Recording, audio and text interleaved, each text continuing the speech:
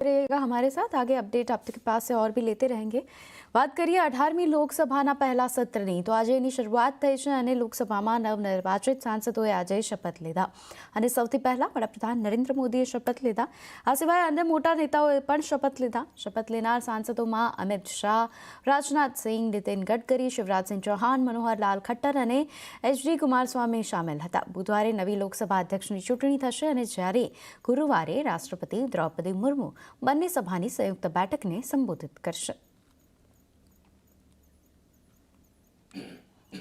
तो शपथ ग्रहण पहला पीएम मोदीए विपक्ष पर मोटो हुमलो कर्यो। તેમણે વિપક્ષે સ્લોગન નહીં પરંતુ જનતાના હિત માટે સહયોગની અપેક્ષા કરી।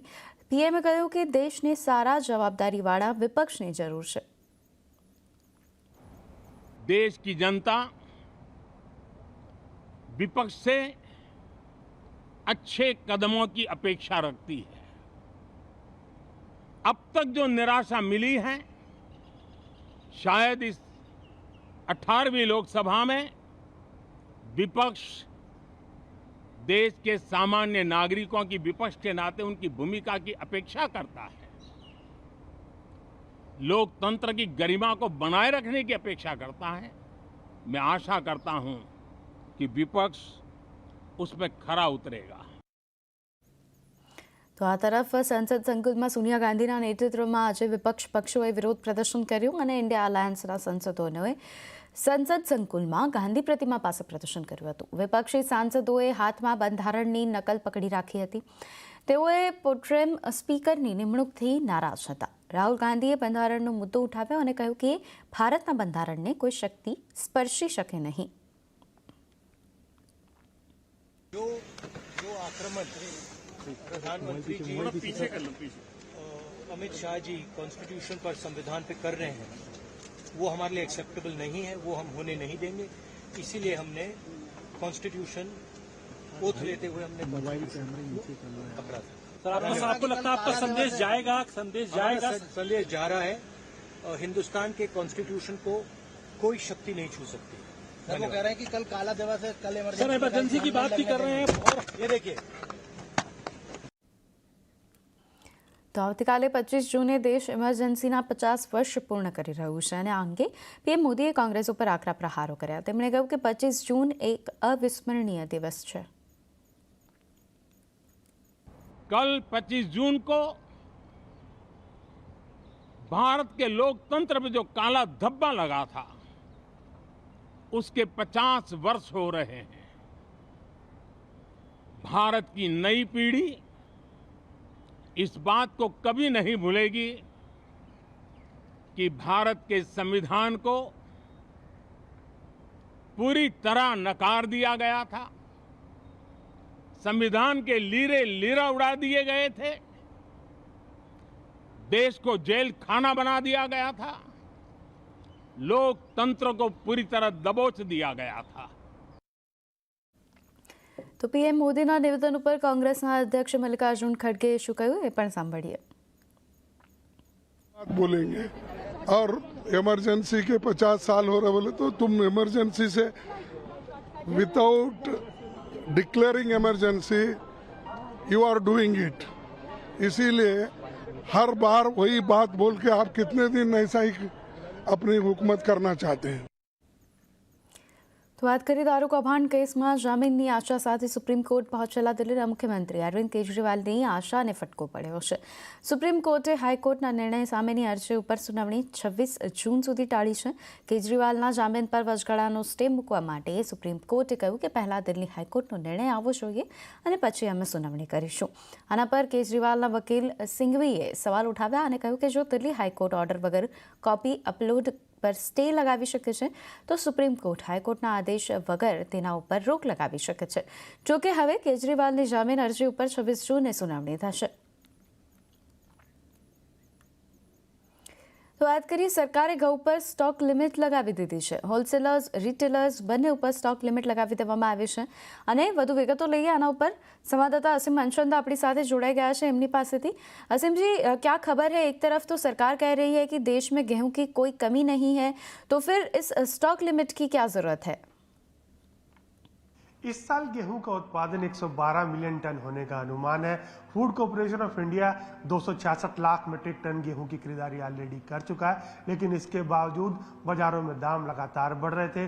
पिछले एक साल में दामों में बढ़ोतरी 5.5% दर्ज की गई। सरकार को लग रहा था कि कहीं बड़े ट्रेडर्स जो है इसके अंदर होर्डिंग कर रहे हैं, जमाखोरी कर रहे हैं, तो ऐसे में सरकार ने गेहूं के ऊपर स्टॉक लिमिट लगाने का फैसला किया है। जो बड़े ट्रेडर्स हैं, होलसेलर्स हैं, उनके लिए लिमिट 3000 मीट्रिक टन रखी गई है, जबकि जो छोटे रिटेलर्स हैं या प्रोसेसर हैं उनके लिए 10 टन की लिमिट रखी गई है। तो ये नई लिमिट आज से ही लागू हो जाएगी। सरकार ने इन्हें 30 दिन का वक्त दिया है कि अपना जितना भी स्टॉक इन्होंने रखा है इसको लिक्विडेट कर दें, इसको खुले बाजार के अंदर बेच दें। तो सरकार को उम्मीद है कि इससे आने वाले दिनों में दामों में कमी आएगी। लेकिन सरकार का ये भी कहना कि उनके पास सारे विकल्प खुले हुए हैं।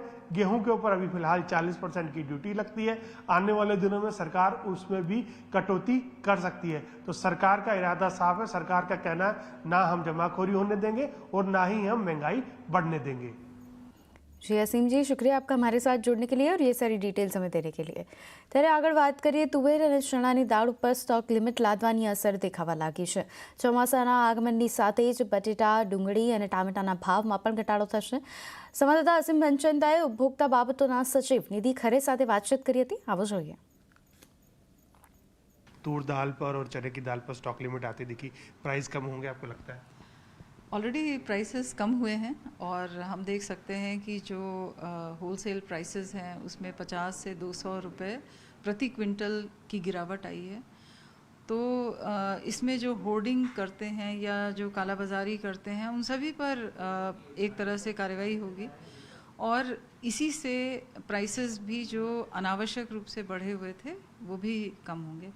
तो सरकार की तरफ से हम और इंटरवेंशन आता हुआ देख सकते हैं? आपके पास कुछ स्टॉक है दालों का जिसको आप मार्केट में रिलीज करेंगे? निश्चित हमारे पास कुछ अच्छी फसलें भी हुई हैं, जैसे मूंग में, मसूर में, और हमारे पास एक अच्छा बफर स्टॉक है जिसको कि किसी भी स्टेट को अगर उनके वेलफेयर स्कीम्स में जहाँ भी दालों की आवश्यकता है वो हम रिटेल इंटरवेंशन के माध्यम से और इस तरह की स्कीमों के माध्यम से निश्चित रूप से हम करेंगे। इसके अलावा हमने आलू, टमाटर और प्याज तीनों के दामों में बढ़ोतरी आती हुई देखी है। सरकार कुछ कदम उठाएगी उसके लिए?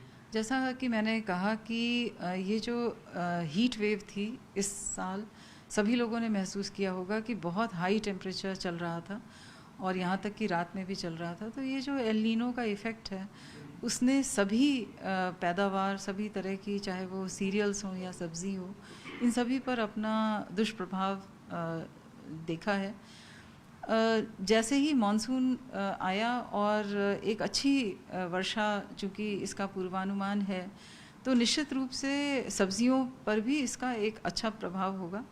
हरी सब्जियां चूँकि मार्केट में नहीं आ रही थी, इस कारण से अधिक लोग आलू पर डिपेंडेंट थे और इसके कारण से उस पर जो डिमांड था वो बहुत हाई था, जिसके कारण प्राइसेस बढ़े हुए थे।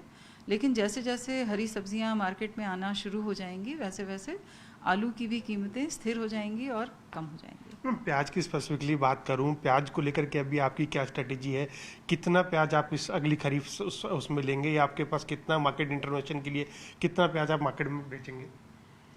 अगेन रबी का जो अनियन का क्रॉप था वो इसी एल नीनो इफ़ेक्ट के कारण प्रभावित हुआ और जिसके कारण न केवल उपज बल्कि प्रोडक्टिविटी दोनों प्रभावित हुआ।